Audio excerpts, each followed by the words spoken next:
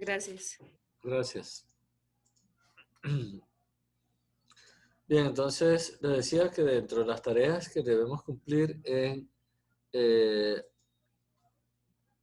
la capa física y la capa de enlace de datos es codificación, framing, tenemos que detectar errores, tenemos que realizar de alguna manera una transmisión confiable y ver cómo hacemos el control de acceso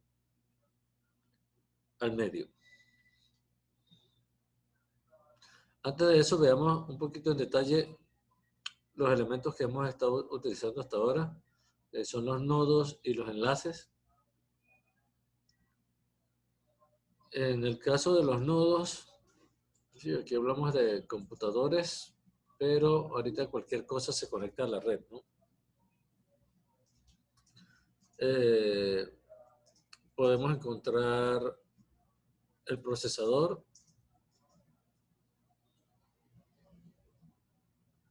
un teléfono celular tiene estos mismos componentes también. Vamos a tener la memoria RAM. Podríamos tener un medio de almacenamiento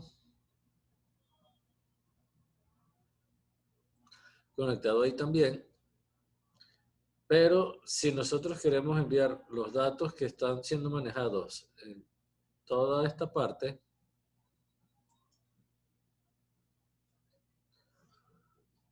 vamos a tener que utilizar un componente importante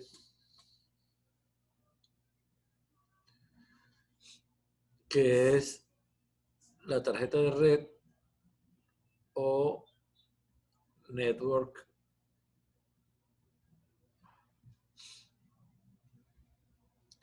interface card, conocida resumidamente como NIC. Y recuerden que a nivel del sistema operativo eso se conoce como interfase, pero es todo el hardware que nos permite comunicarnos. ¿Sí? Todo el procesamiento que hagamos aquí nos permite llevarlo hacia una red.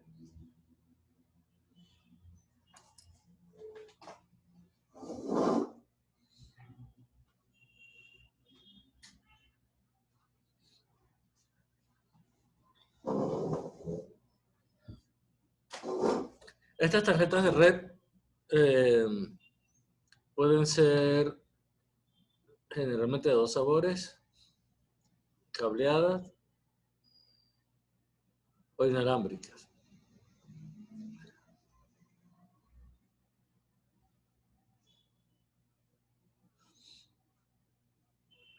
Si es cableada, puede tener cobre o fibra. Y si es inalámbrica, puede ser de varias tecnologías. Todas, casi todas están bajo un estándar que empieza por 802 y este otro número va a indicar si es cableada, de qué tipo de cableado, si es de inalámbrica y de qué tipo de inalámbrica. ¿De acuerdo?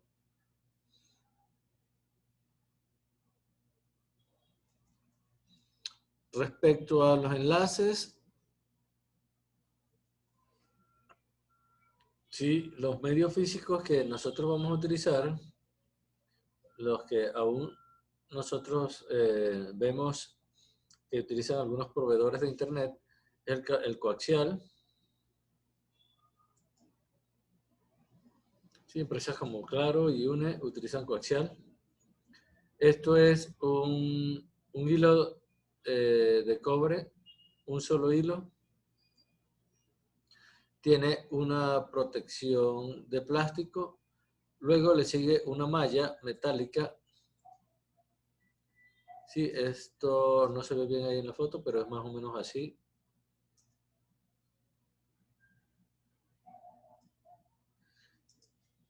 Que va a cubrir esta protección de plástico Y finalmente tenemos otra cobertura de plástico.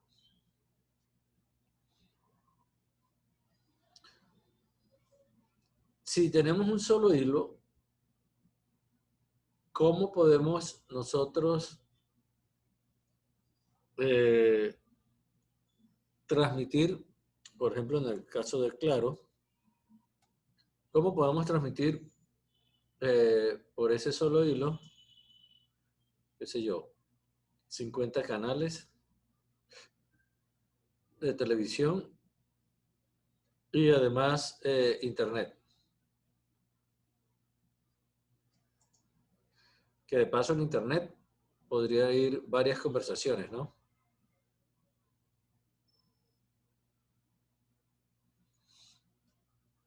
Si han puesto atención a todo lo que hemos hablado, deberían responder de inmediato. ¿Cómo hacemos que por un solo hilo nosotros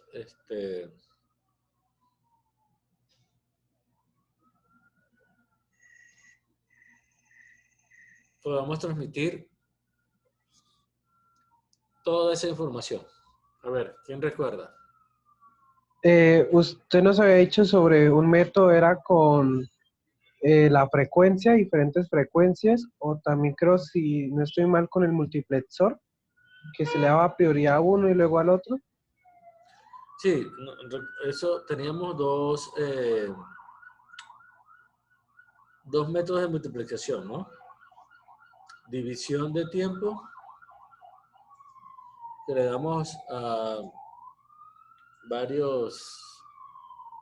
repartíamos el tiempo entre varios nodos que querían comunicarse, pero bueno, este no es el caso, ¿no? Porque aquí tenemos apenas, pues, para internet un cable modem y un televisor para los canales. Y podemos tener división de frecuencia, ¿no? Entonces, efectivamente, aquí lo que vamos a hacer es dividir las ondas que van a pasar por ahí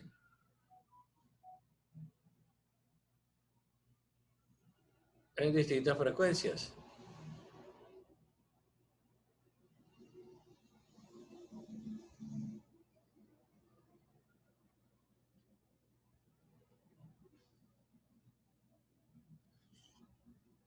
Y entre ellas, pues no se van a interrumpir y van a poder pasar por ese hilo de cobre. Vean que aquí nosotros tenemos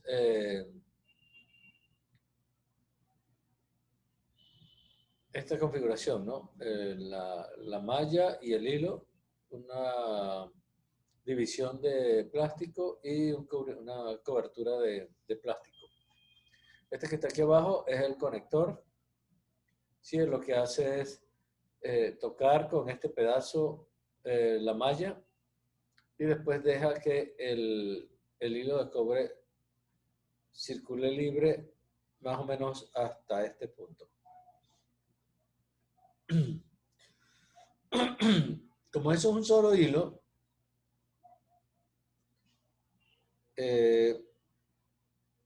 eso puede traer como consecuencia, si no está protegido, de que campos eléctricos o electromagnéticos puedan influir, puedan distorsionar la onda o las ondas que pasan por ahí. Entonces, por eso es la malla, ¿no? La malla actúa como una jaula de Faraday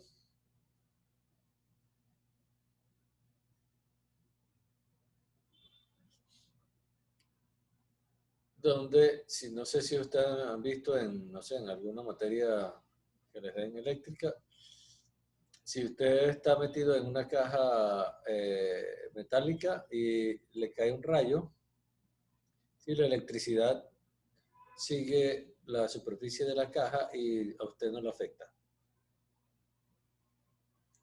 Bien, entonces, para evitar la influencia de esos campos externos, pues entonces se le pone la malla eléctrica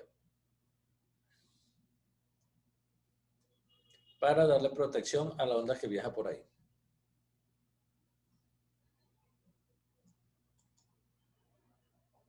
Otros tipos de cables son el par trenzado.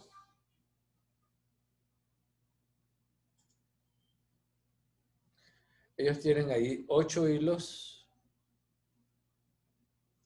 trenzados, como lo pueden ver ahí.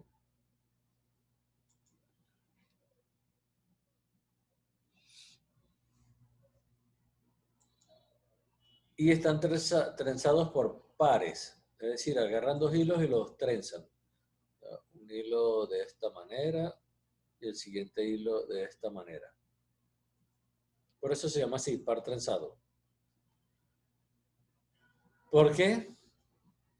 Están así, pues para también tener cierta protección contra las interferencias externas de campos eléctricos. De manera que ellos, estando así, no sé si ustedes recuerdan en una clase de eléctrica, en un hilo, cuando tenemos una corriente, esto se genera un campo eléctrico más o menos que es así.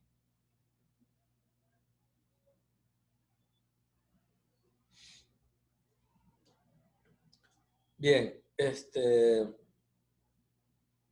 cuando lo tenemos de esta manera, los campos eléctricos de ambos hilos van a formar una especie de barrera protectora que va a minimizar la influencia de otros campos externos. Por eso esa configuración, ellos están trenzados así. En la fibra óptica, pues ya yo más o menos les expliqué cómo funcionaba la fibra óptica. Sí, ustedes tienen un hilo de vidrio, más o menos de la mitad del grueso de un cabello humano, y está recubierto por una capa de vidrio.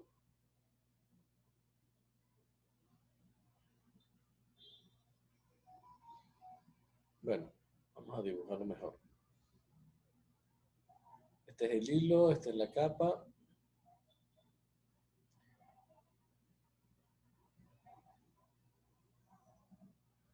Y pues uno apunta un láser con cierto ángulo y él va reflejándose y va caminando de esta manera a través de la fibra óptica.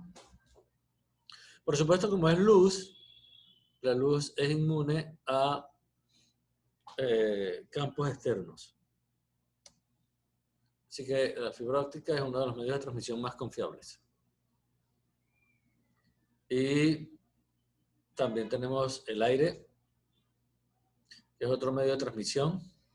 Ahí sí no hay forma de tener estos elementos de protección. Entonces tenemos que lidiar con todo el ruido que haya externamente. Y tenemos que entonces que aplicar algunas estrategias para poder contrarrestar ese ruido.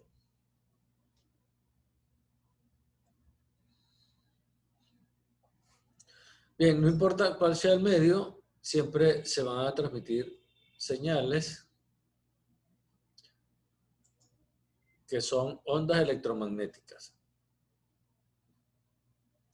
Esas ondas electromagnéticas van a viajar generalmente casi a la velocidad de la luz. Así que no importa si es cobre, vidrio o aire, nosotros vamos a transmitir información casi a la velocidad de la luz. Las ondas electromagnéticas, si recuerdan, tienen esta configuración. A esto se le llama, no sé, pico o cresta. A esto se le llama valle. La longitud es la distancia que hay entre un valle y un valle, o una cresta y una cresta. Y la amplitud es la distancia que hay desde desde un valle hasta una cresta.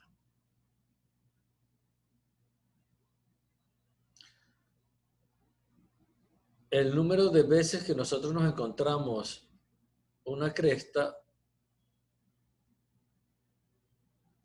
en una unidad de tiempo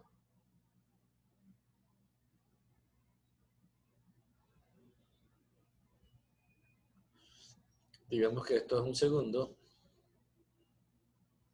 esta longitud de aquí. Entonces, el número de ocurrencias de valles o crestas lo vamos a llamar frecuencia.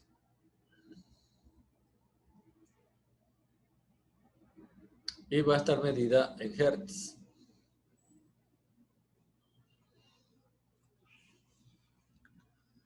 Sí, tienen un ejemplo, si nosotros vamos a transmitir voz, eso va por un pedazo de cobre que tiene un rango de operación entre 300 Hz y 3300 Hz. En el caso de la voz, eso mide 300 Hz, así que puede viajar por ahí tranquilamente. Si queremos medir la longitud de la onda, simplemente sacamos estas cuentas, ¿sí? Que es la velocidad de la luz entre la frecuencia. Esto es la velocidad de la luz, esto es la frecuencia, y nos va a dar que la longitud es 667 metros. Esta medida que tenemos aquí. Aquí tenemos un esquema que nos muestra más o menos en qué rango de frecuencias trabajan las distintas tecnologías. Y tenemos todo el espectro conocido. En algunas frecuencias trabaja la radio tradicional, otras las microondas, infrarrojo, ultravioleta, rayos X, rayos gamma.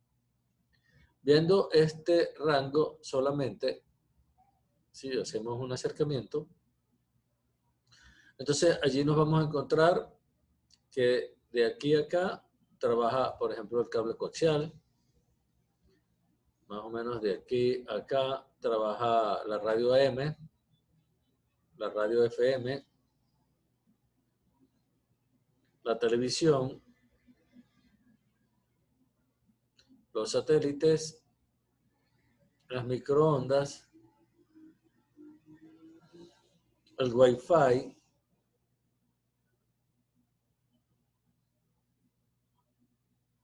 la fibra óptica,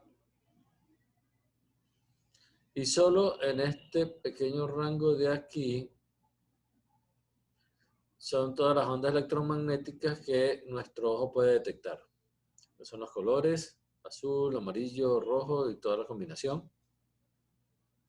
Un poquito antes de ese rango está todo lo que es el ultravioleta y el infrarrojo un poquito después de ese rango. Hay una fibra óptica que trabaja más o menos aquí y trabaja en infrarrojo.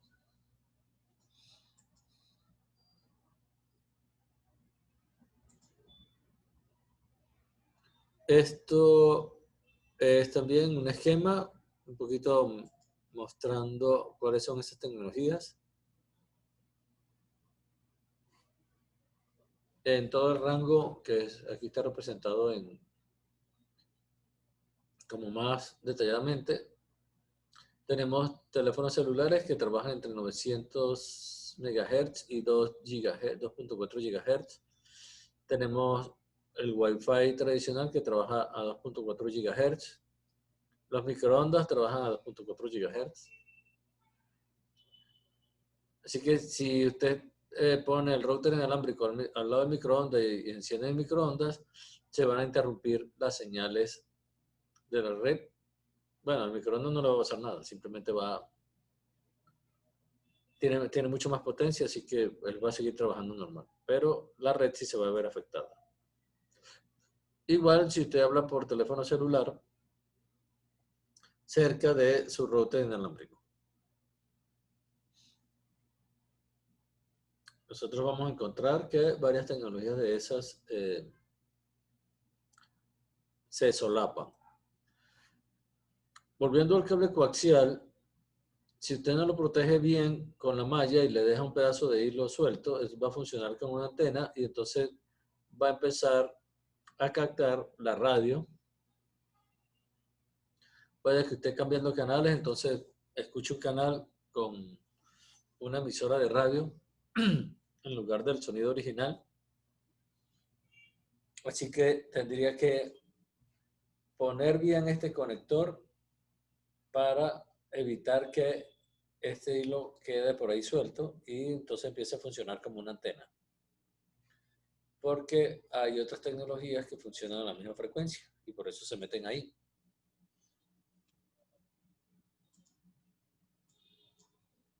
¿Preguntas?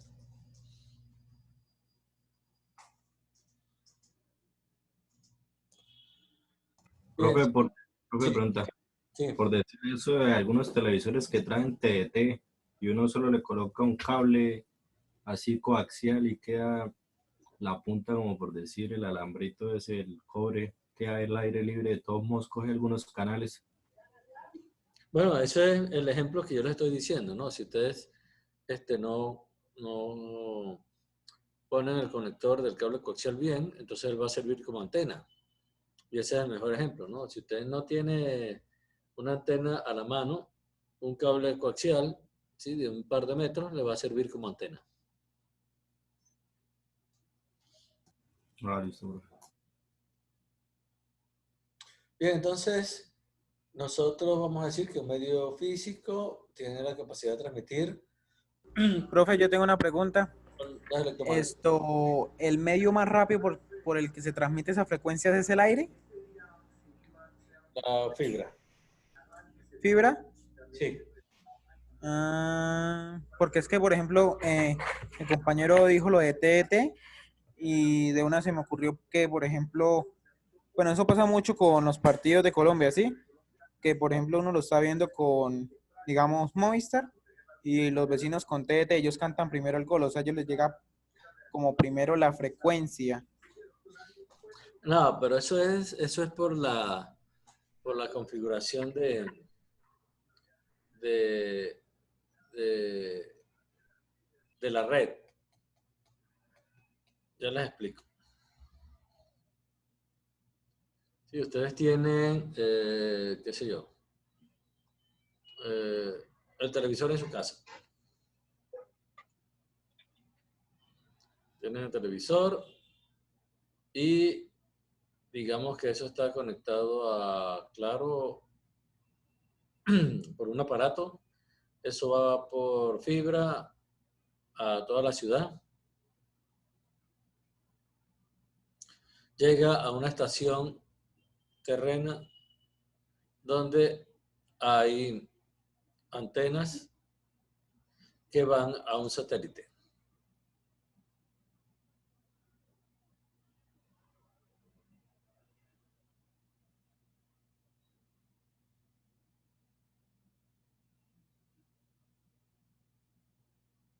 Y el satélite baja a algún lado, en otro lado, donde generan la señal. ¿Sí? Los operadores de televisión están generando la señal. Entonces, para llegar a su casa, eso se puede notar más con DirecTV. Vamos a cambiarnos de ejemplo.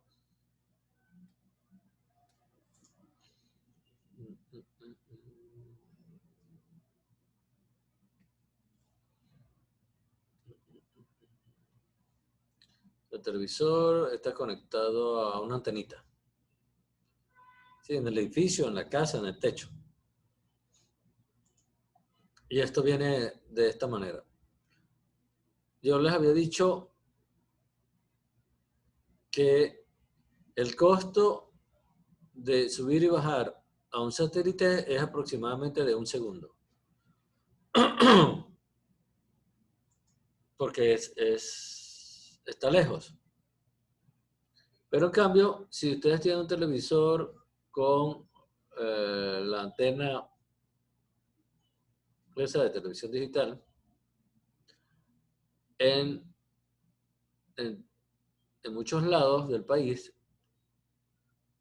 hay torres que van retransmitiendo la señal que viene generalmente de Bogotá. Esto viene la señal de otro lado, de otra torre, y así se va esparciendo pues, por todo Colombia.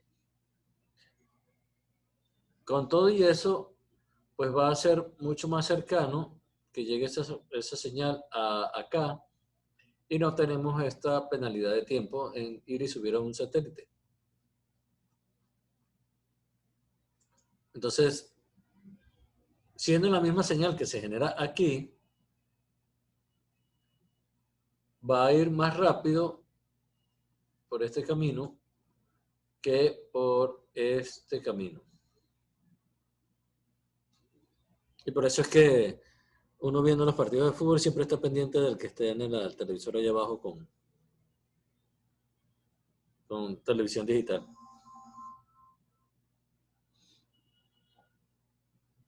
¿Vale? Gracias, profe.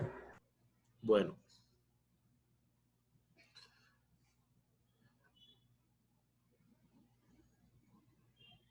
Bien, entonces, en las ondas electromagnéticas nosotros vamos a meter ceros y unos. Ya vamos a ver cómo lo hacemos. Meter ceros y unos en una onda electromagnética vamos a llamarlo codificación.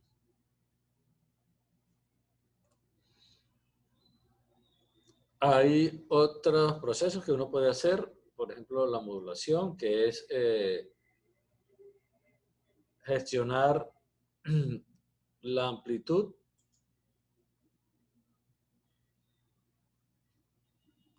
o gestionar la frecuencia.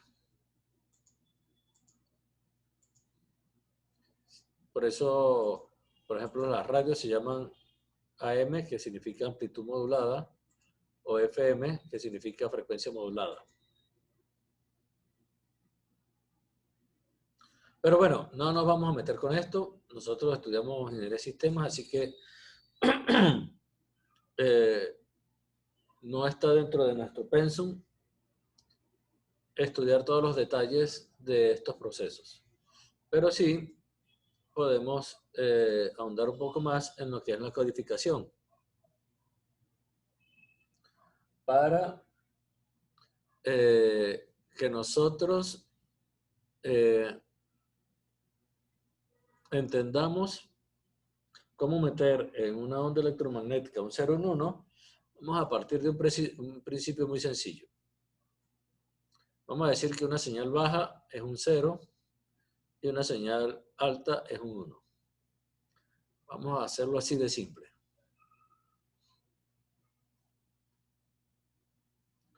Entonces, en una onda electromagnética, vamos a agarrar un pedazo y decir que esto es un 1, un pedazo del pico, y un pedazo del valle, vamos a decir que eso es un 0.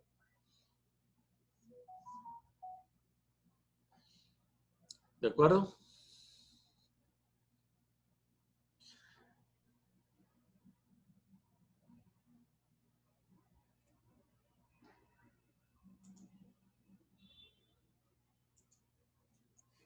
Bien, entonces, hay un señor que se llama, o se llamó, Claude Shannon, que por ahí en 1947, o tal vez antes, 44, fue la primera persona en utilizar la palabra bits. Y él hablaba de un formalismo matemático para poder transmitir señales por un medio físico. donde consideraba una relación de la señal que iba a llevar los datos respecto al ruido y a las interferencias, de esas interferencias que yo les hablé.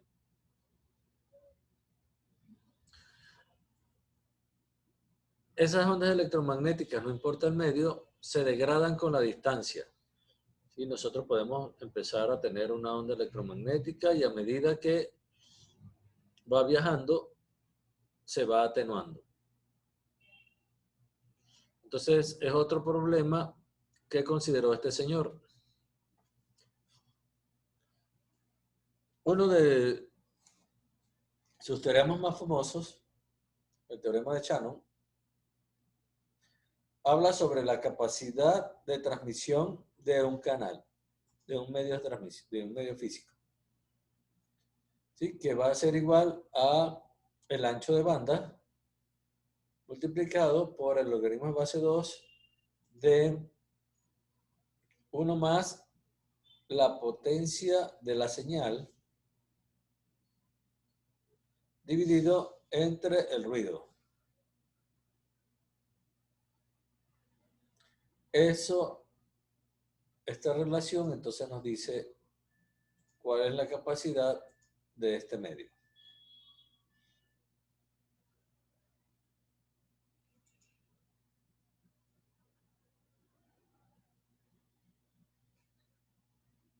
Nosotros podemos entonces hacer un listado de que tenemos, por ejemplo, par tensado, categoría 5, puede transmitir entre 10 y 1000 megabits, pero puede tener una distancia máxima de 100 metros. ¿Sí? Límite de distancia.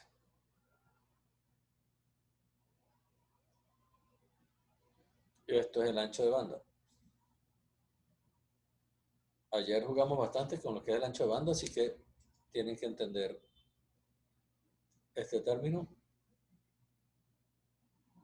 El coaxial fino, con el que se llega, por ejemplo, con claro, trabaja entre 10 y 100 megabits. El coaxial grueso, que casi no se ve, también trabaja. El coaxial tiene una máxima longitud de 200 metros, el grueso de 500 metros. Estos límites de distancia es por esto, ¿no?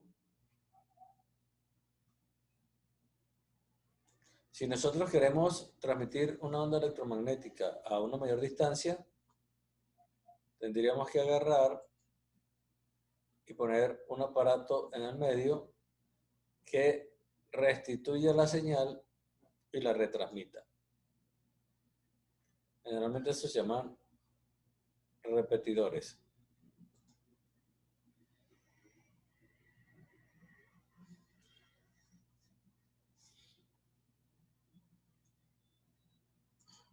Nosotros podemos también tener como repetidor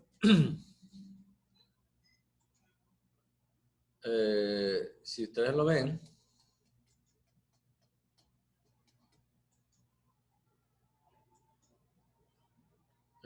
qué sé yo, un computador aquí y estos señores sirven como repetidores. Sí, pueden hacerlo como repetidores. Si estos dos computadores están a mucha distancia, nosotros podemos agarrar y poner un switch de esta manera. Entonces la señal iría hasta acá, la restituye, la saca por aquí nueva, la agarra, la saca nueva, hasta llevarla aquí a este computador, sin la restricción de que este cable tenga 100 metros, este puede tener 100 metros más y este puede tener 100 metros más.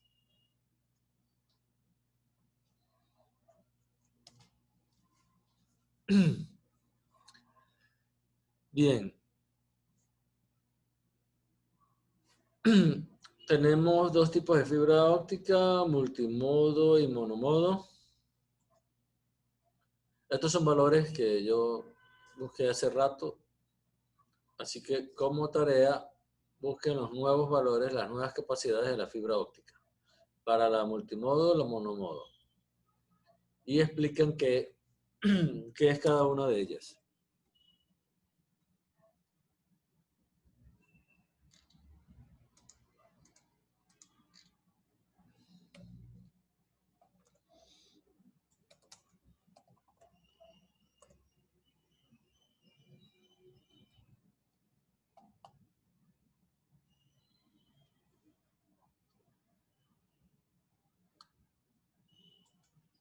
Esta primera tarea se las explico ahorita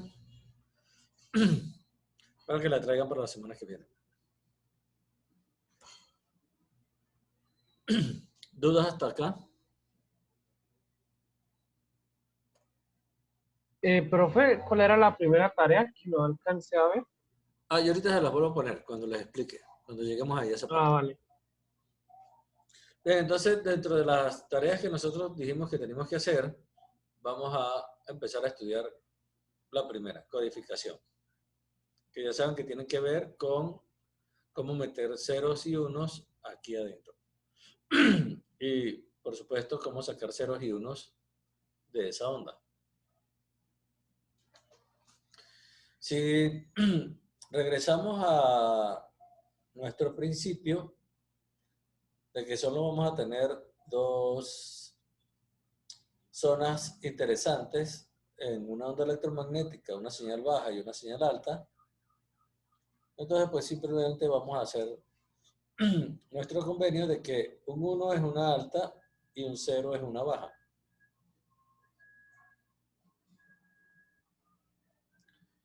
Así, el primer método de codificación se llama non-return to zero, que funciona de la siguiente manera. Si usted tiene esta cadena de ceros y unos que va a transmitir y seguimos este principio, entonces es muy fácil, ¿no?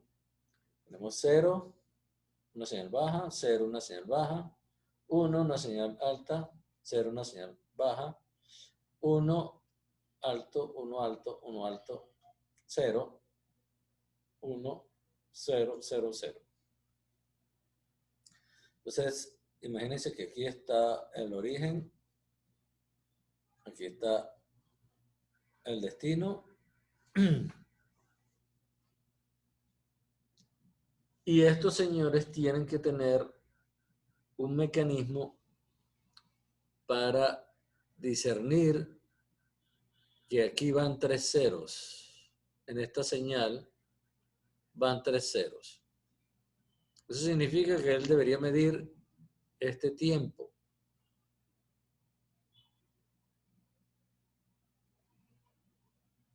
Desde que se lo envió aquí, este señor, él tiene que medir para decidir que son 3 ceros.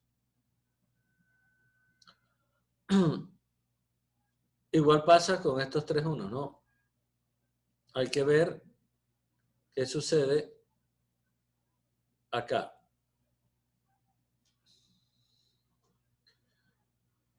Para que ellos puedan determinar de una manera fácil, podrían tener, no sé, una señal de reloj alternativa que viaje de un lado a otro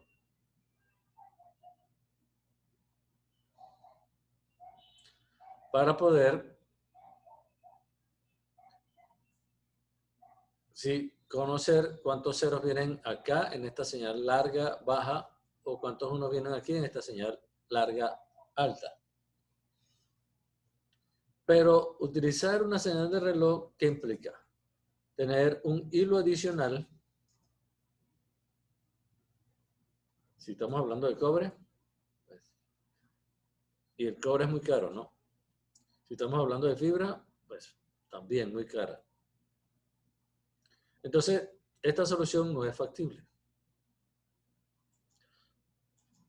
Lo ideal sería que nosotros utilizáramos esta misma señal para poder sincronizar el origen y el destino. Pero si lo queremos sincronizar, estas áreas nos van a traer inconvenientes.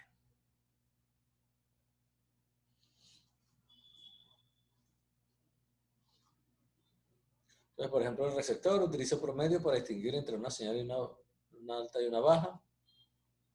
El problema es que con muchos ceros o unos no vamos a poder determinar eso fácilmente. Los dos tienen que tener sincronizados el reloj. Entonces, pues hay un problema, como les dije, con esa cantidad de consecuencias largas de unos o de ceros.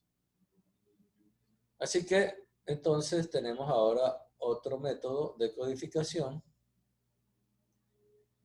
que cambia un poco el enfoque. ¿Sí? Nosotros vamos a decir que los unos es un cambio de señal. Y los ceros cuando no hay cambio de señal. Esto va a resolver el problema de secuencias largas de unos.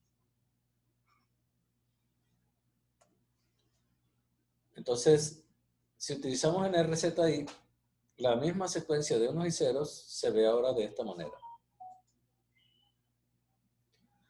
0 no cambia señal, 0 no cambia señal, 1 cambió señal, 0 no cambia señal, 1 cambia señal, 1 cambia señal, 1 cambia señal.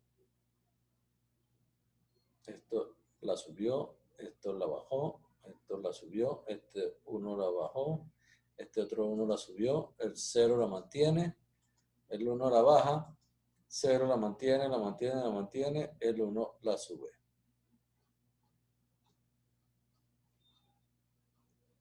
Ya aquí, en este pedazo, ya no hay una señal larga, alta.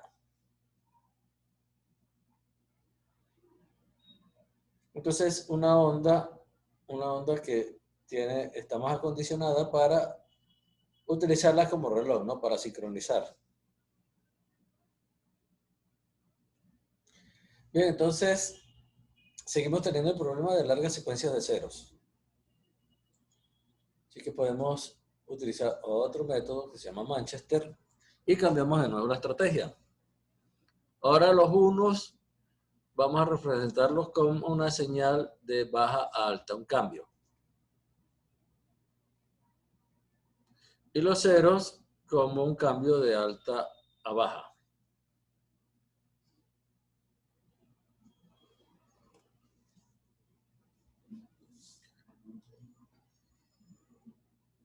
Nuestra misma secuencia de ceros y unos,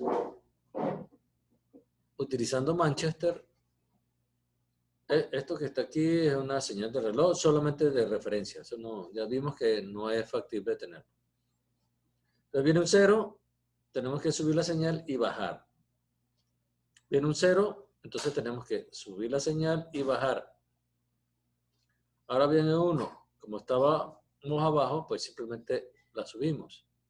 Ahora viene un 0, la bajamos. Viene 1, la subimos, simplemente porque estábamos abajo. Ahora viene 1, tenemos que bajarla y subirla. Viene otro 1, tenemos que bajarla y subirla.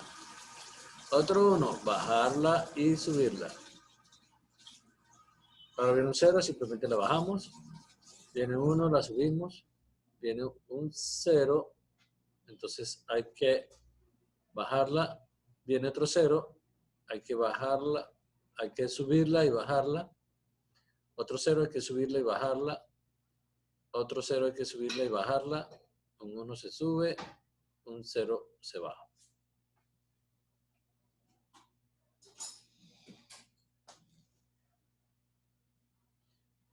¿Qué observan ustedes solo en la forma? O sea, nada más, en cómo luce de esta señal comparándola con esta.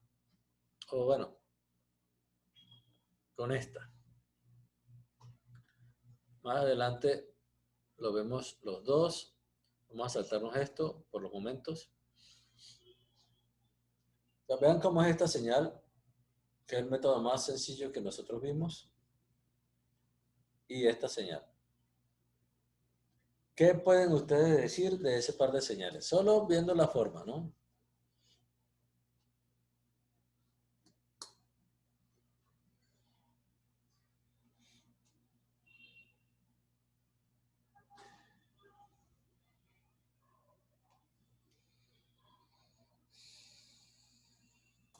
Que está más parecido al reloj, ¿no?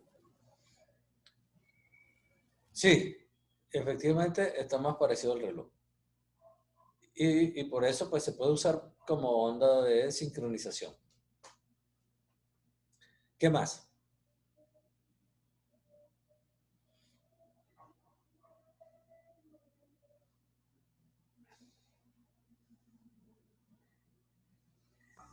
Es más densa, ¿no? Tiene más, al tener más picos y así, no están los problemas que usted dice. Ajá. Vamos a utilizar los términos que estamos aprendiendo. ¿Qué significa que es más densa? Bueno, que tiene más presencia de subidas y bajadas en la señal. Ajá, ¿y eso cómo lo decimos?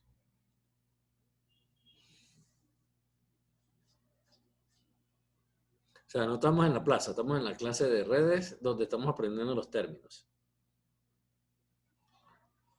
Mayor frecuencia. Exacto. Mayor frecuencia. Entonces, Manchester tiene una mayor frecuencia, lo cual nos ayuda para resolver los problemas que hemos visto. NRZ tiene una menor frecuencia.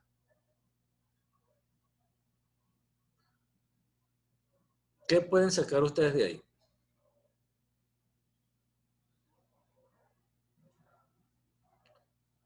Así como conclusión.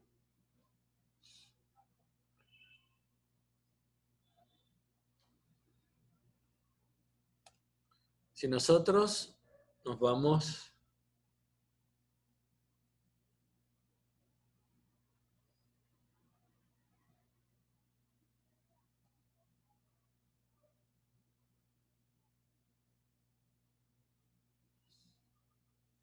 a la señal de nuevo,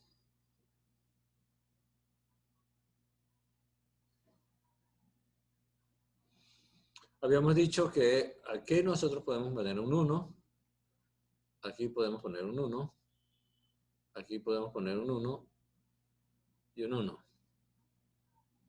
Aquí podemos poner un 0, un 0, un 0.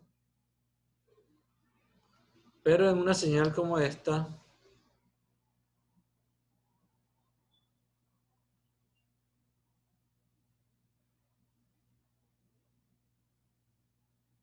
suponiendo que esto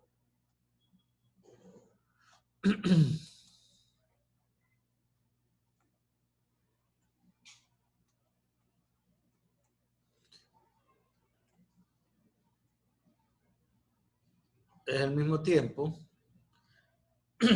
¿qué pueden decir de eso?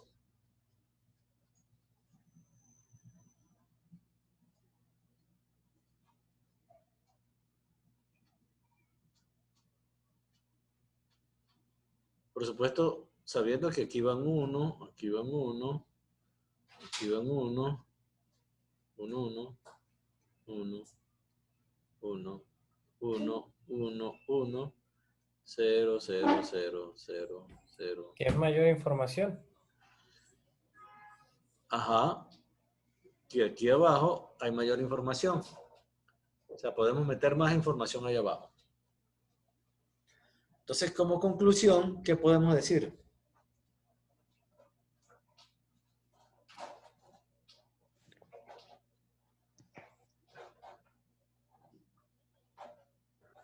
Que una mayor frecuencia implica que se transmite más información.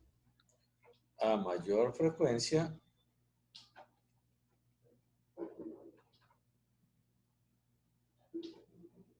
más información.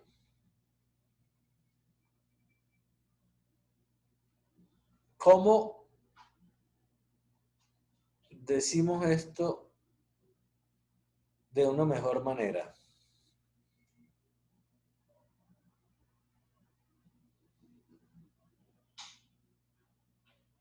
Recuerden que frecuencia es la repetición de valle o cresta en un tiempo dado, ¿no? Entonces estamos teniendo información en un tiempo dado y aquí más información en un tiempo dado.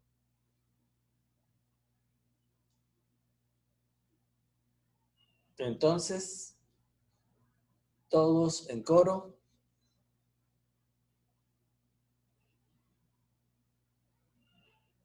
Más frecuencia, Más ancho de banda, ¿no? más ancho de banda. Perfecto. Entonces vean que el ancho de banda está relacionado directamente con la frecuencia. Y es pregunta de examen. Algo que ustedes tienen que tener claro de ahora en adelante, ¿no? Que están entendiendo las redes.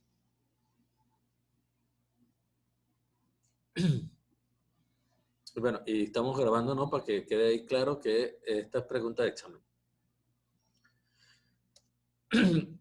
Si nosotros tenemos mayor frecuencia aquí y menos frecuencia aquí, ¿por qué estamos transmitiendo la misma cantidad de información con ambas ondas?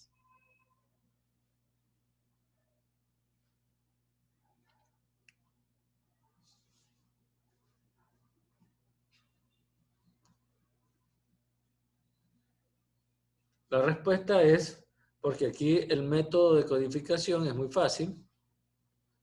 Simplemente alto es 1 y bajo es 0.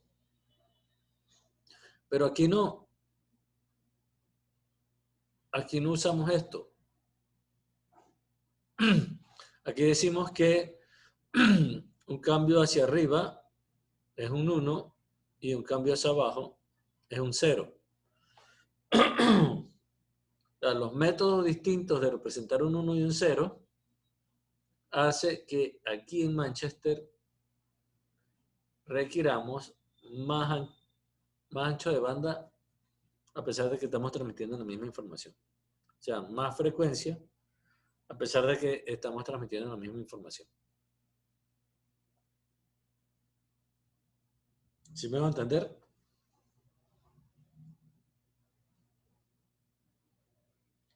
Bien, viene entonces el Profe, siguiente método. ¿podría repetirlo otra vez, por favor?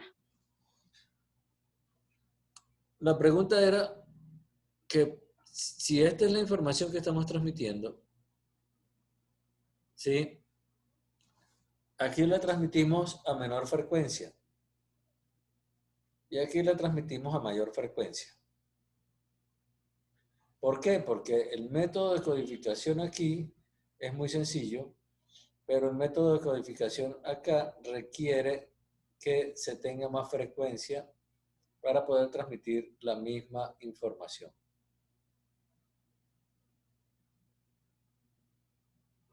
Aquí es alto un 1, un bajo un 0, pero aquí es cambiar la señal de bajo a alto para representar un 1.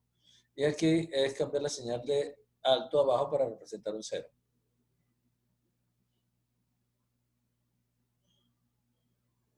Entonces, eso hace que ese método requiera una mayor frecuencia para transmitir la misma cantidad de información. Listo, profe, gracias. Bueno, el siguiente método se llama 4 bits, 5 bits. Eso significa que si nosotros vamos a transmitir 4 bits, lo vamos a transformar en 5 bits.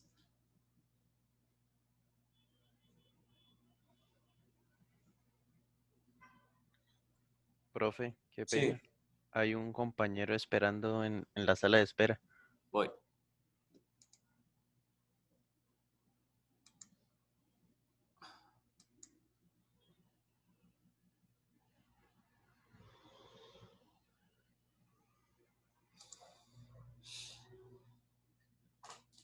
Entonces, esa es la idea, ¿no? En este método.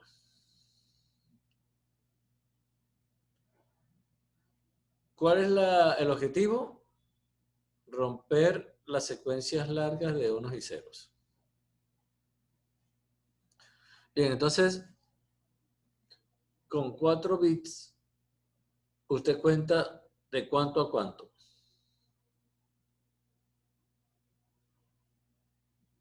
Esto que está aquí es un 0, esto es un 1, así sucesivamente, hasta llegar a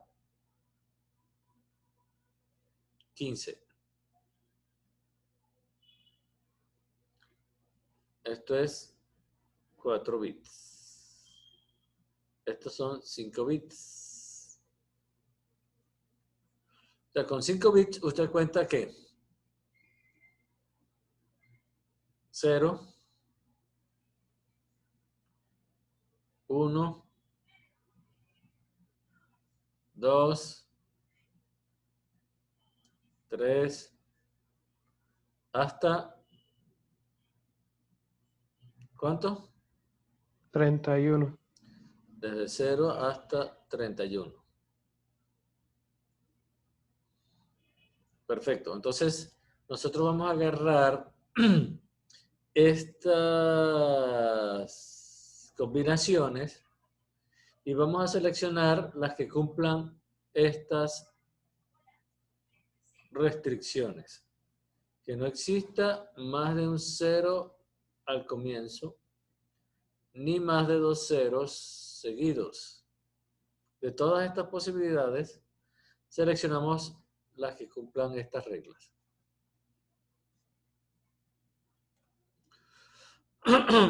De esas 32 posibilidades, solamente 16 cumplen esas reglas.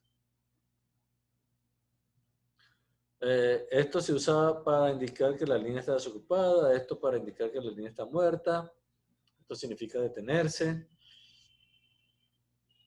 Hay 7 combinaciones que no sirven porque violan las reglas que acabamos de mencionar.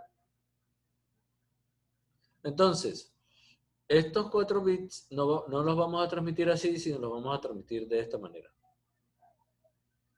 Estos 4 bits no los transmitimos así, sino los transmitimos de esta manera. Agarramos estos 4 bits y transmitimos en lugar estos 5 bits. ¿De acuerdo?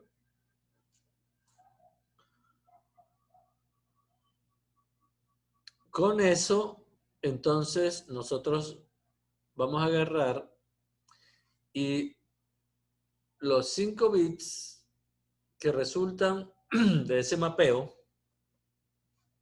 de este mapeo que tenemos aquí,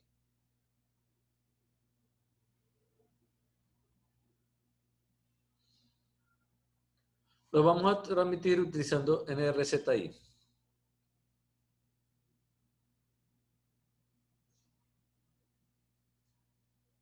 ¿Sí me van a entender? Nosotros queremos transmitir esta secuencia de ceros y unos. Pero no transmitimos eso, transmitimos esto. Y esto lo pasamos a NRZI.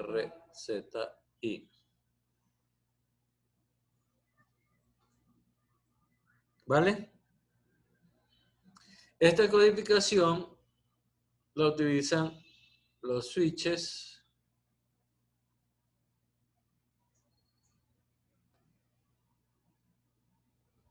que trabajan a 100 megabits.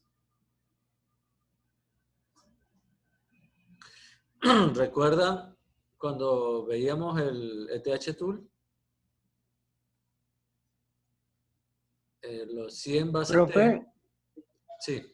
pero entonces esos 100 megabits también tienen en cuenta ese bit adicional cada 4 que se le agrega.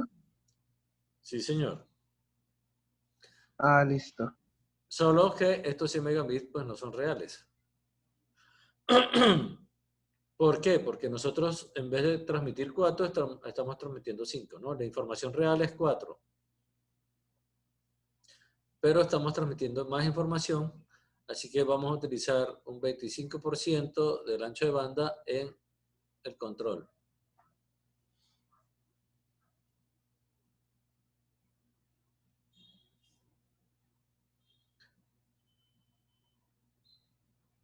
Bien, entonces la siguiente tarea es agarrar acá en esta diapositiva, ustedes la imprimen y dibujan aquí 4B, 5B.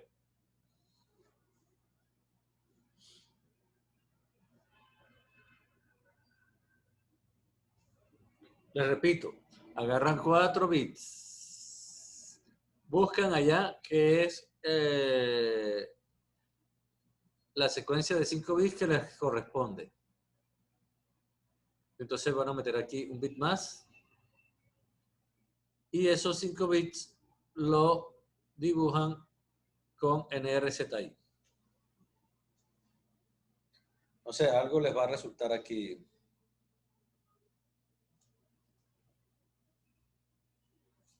¿De acuerdo? Listo. Esa es la, la segunda tarea.